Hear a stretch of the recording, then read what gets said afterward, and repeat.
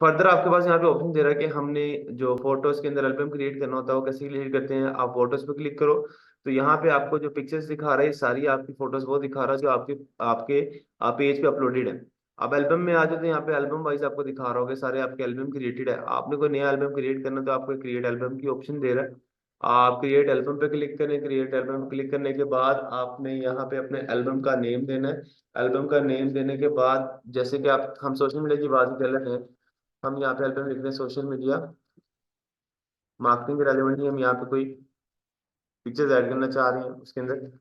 Social media marketing मैंने add कर दिया यहाँ पे। अपलोड करूंगा उसकी पिक्चर्स को।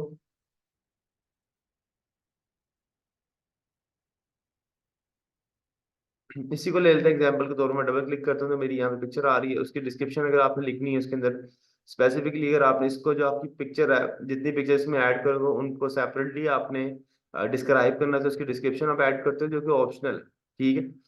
फिर आपको यहाँ पे सॉर्ट बाय की ऑप्शन दे रहा है कि आपके ड्रैग एंड ड्रॉप होगा। कह रहा है use data from photos, sorry use date from photos. और यहाँ से आप पोस्ट पे क्लिक करो तो आपका जो एल्बम है वो क्रिएट हो जाता है।